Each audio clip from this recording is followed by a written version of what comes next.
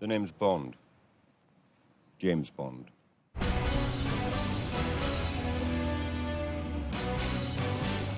In Casino Royale, you see a raw, younger Bond. You understand how he got his 00 status. If Em was so sure I was bent, she'd have sent a 00. Which comes from having 2 kills. The first is to a station chief who's been selling secrets. And the second is to a spy that he tracked down to some lavatories in Pakistan.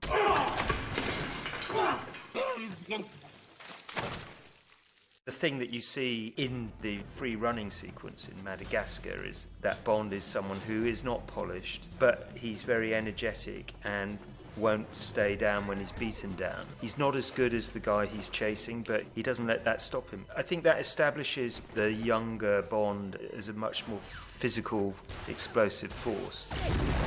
So he kills the bomb maker that he's chasing, and that gives him a clue to Le Chiffre, who's the banker to the world's terrorists. Bond is sent as the service's top or best poker player to a high-stakes poker game in Montenegro to defeat Le Chiffre, bankrupt him, which would mean he'd have no choice but to run into the British intelligence's arms and tell them everything he knows. On the way to Montenegro, he meets the woman from the Treasury who's looking after the 10 million stake that he's been given by the British government. They have quite a spiky relationship to begin with. Am I going to have a problem with you, Bond? No, don't worry.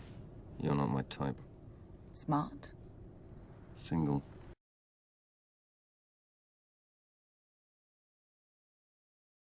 He doesn't form lasting relationships. His attitude is, I could die at any moment. I'm going to enjoy life, but I'm not going to make myself vulnerable. And I think that is informed by the fact that he is an orphan. One of the changes that we made from the novel of Casino Royale was to make Vesper an orphan as well. That, I think, really made him connect with her.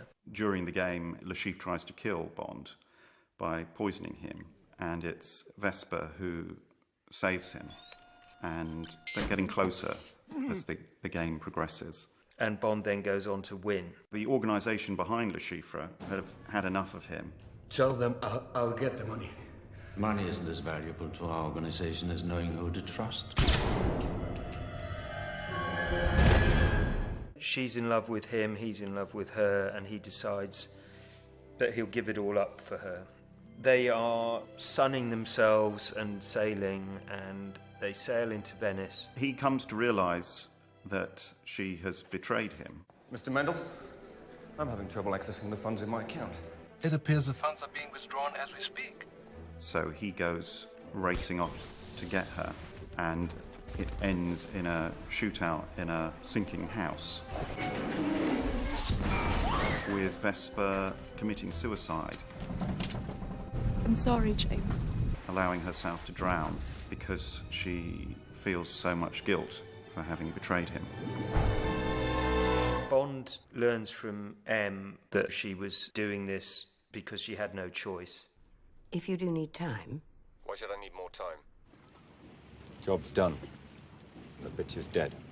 He's saying, there will be no more. I will never let myself be open again. I now understand what other people have, which I never did before, so I will protect it.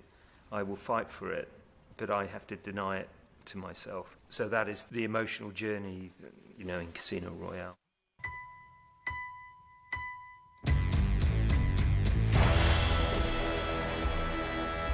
Quantum of Solace was originally Casino Royale Part 2. Starts just a few minutes after the end of Casino Royale. The story essentially is that We introduced tagged bills into the chief's money laundering operation. some of it has turned up in... These bills, from the same series as Mitchell's, were just scanned at a bank in Port-au-Prince, Haiti. And Bond is sent to investigate that. Name check. Dominic Green. Largest hit, Dominic Green, CEO of Green Planet. It's a utility company, but Green's been doing a lot of philanthropic work, buying up large tracts of land for ecological preserves. Dominic Green is having a meeting with Felix Leiter and a CIA chief. And it's clear that the CIA are doing business with Dominic Green. But Dominic Green, we are to learn in the next few moments, when he gets to this open-air opera on a lake in Austria, is a member of Quantum.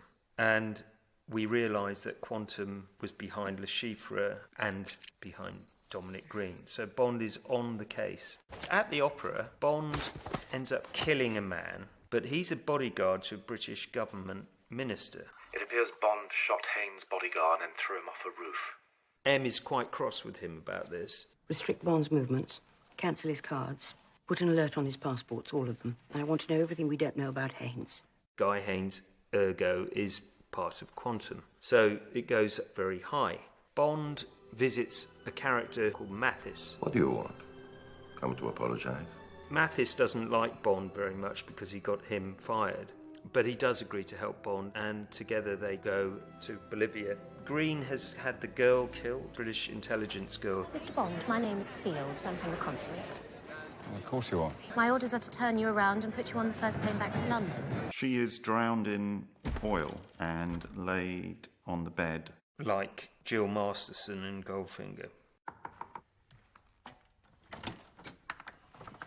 You've been invited to a party. Bond goes along, gate crashes it, runs into Camille. And then they end up... You're going to show me Dominic Green's Tierra project. In a plane, jumping from the plane. She was doing some sort of geological survey, I think.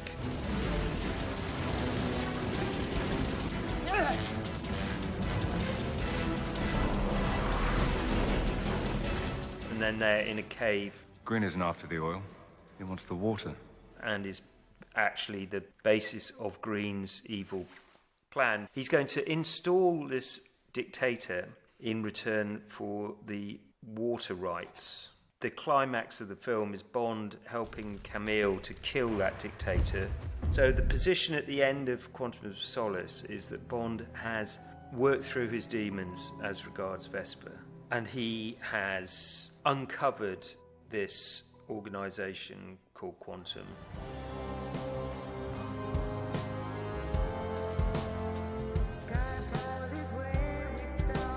In Skyfall, we find Bond in Istanbul on the track of a man who has taken a hard drive that contains... the agents who are embedded in terrorist organisations. Who Bond chases onto the top of a train, and he is close to getting the hard drive off the guy. Moneypenny, she's been following, she's told to take a shot. I may have a shot. It's not clean. Take the shot. I can't. I may hit Bond. Take the bloody shot. And Bond goes flying off the train and lands in a river so far down that you would never expect him to be alive ever again. Bond is dead, and M writes his obituary. She's now in deep trouble, and her judgment has been called into question, so much so that she's going to be retired by a rather unpleasant character called Mallory. Meanwhile, Bond is alive. He turns up uninvited in her apartment. And basically, he is not welcomed back with open arms. He is welcomed back with deep suspicion because he's been away. So he's evaluated, put through lots of tests, and believes that he is passed. Raul Silva is an ex-agent himself who was, as we will learn, given up by M when Hong Kong was being handed back to the Chinese, and is intent on getting his revenge on her. He's the man who had the hard drive stolen and has been releasing the identity of some of these spies, and they've been being executed. He has it in for M, but Bond captures Silva. Which is what Silva wanted, because that will bring him closer to M. Silva escapes as planned, and Bond basically decides he's going to take M away and drives her to the home that he grew up in, an old hunting lodge in Scotland called Skyfall. His objective is not so much to save M, it's to kill Silva, because he's been killing a lot of people in the attempt to kill M. So, in an enormous shootout up at Skyfall, Bond manages to kill Silva, but unfortunately, M has been mortally wounded by him, and she dies in Bond's arms. After the funeral, Bond meets the new M, Gareth Mallory, and Bond is ready to get back to work again.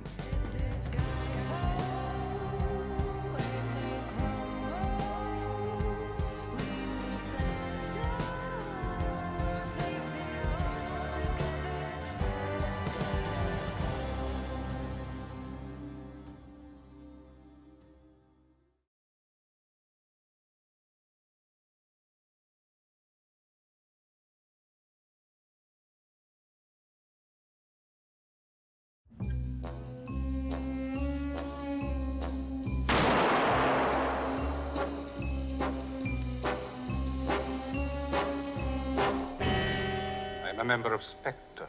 Spectre? Special Executive for Counterintelligence, Terrorism, Revenge, Extortion. Fleming wrote a really great biography of Ernst Stavro Blofeld, who was the man who founded Spectre. It was certainly in Thunderball as a novel, the first appearance of it, and its origins lie in fake intelligence networks that he set up during the Second World War. He originally was using SMERSH as the major organisation, and then it got switched to Spectre. Old man. Is that what you chaps in SMERSH call each other? SMERSH? Of course. Spectre. SMERSH was the Russian counter-spy network. That really existed. He devised Spectre in Thunderball, and I think the original plan was to make Thunderball as the first Bond movie, and then that got shelved because of legal problems, and therefore Dr. No came in. And they inserted Spectre as the sponsors of Dr. No in the filmmaking process. He was working for Spectre, the four great cornerstones of power, headed by the greatest brains in the world. Because the East and the West had turned down his technical expertise. Now they can both pay for their mistake. So they added a later thing from the Fleming chronology. That's the first film in which Spectre was mentioned. Then in From Russia with Love,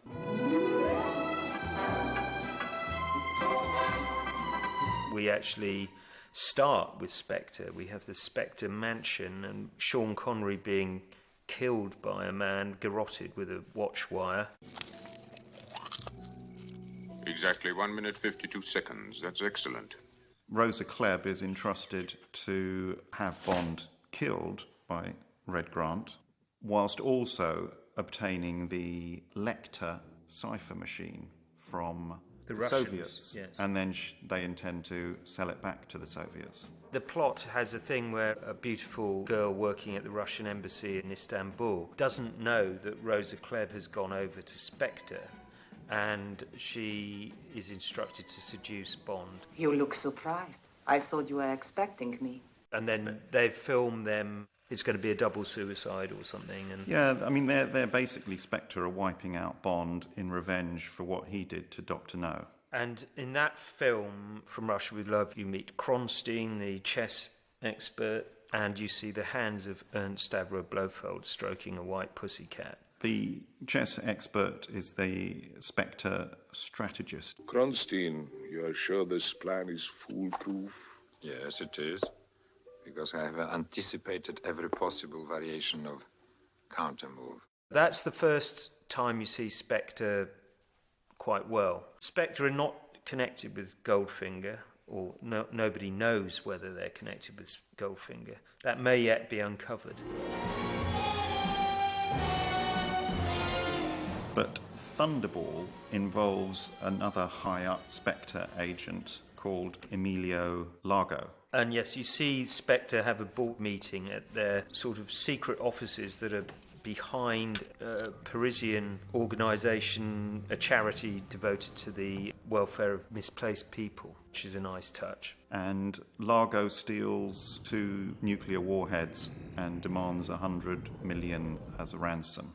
2 atomic bombs, which were aboard NATO Flight 759, are now in the possession of Spectre. Unless within the next 7 days your government pays to us £100 million sterling, we shall destroy a major city in England or the United States of America. And Bond manages to kill him in the end and his henchman in an amazing underwater fight. Then we go to You Only Live Twice.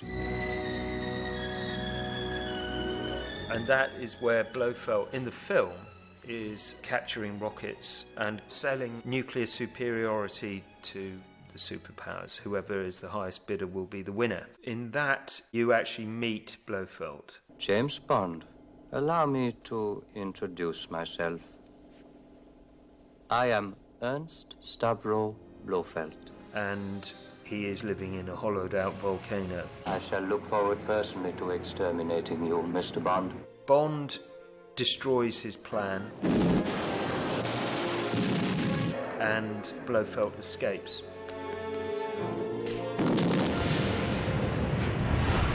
On Her Majesty's Secret Service is the next film, where I'm not sure Spectre are actually mentioned, but certainly it's about Blofeld. He wants his titles to be recognised. Good evening, Sir Hilary. Good evening. Balthazar, Count de Bloshout. If you'll forgive me, that's what I'm here to find out. To confirm, Sir Hilary, there can be no doubt of the truth. Please sit down. And he wants clemency for all the bad things he's done.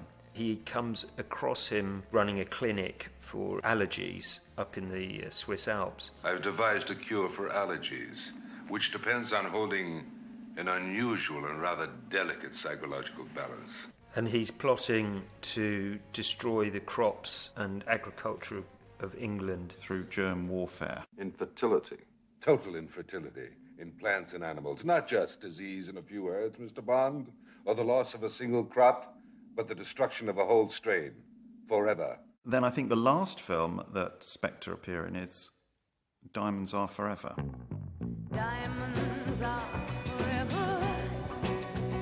The film begins with Bond, who's lost his wife Tracy, who's been murdered by Blofeld at the end of On Her Majesty's Secret Service. Bond, played by Sean Connery now, is chasing down Blofeld. He's desperate to find him. He does find him, and he's having plastic surgery. I want the operation done tonight. And Bond kills Blofeld at the start of the movie. But it then turns out that he only killed one of his many doubles. Good evening, Mr. Bond. Blofeld. Good evening, 007.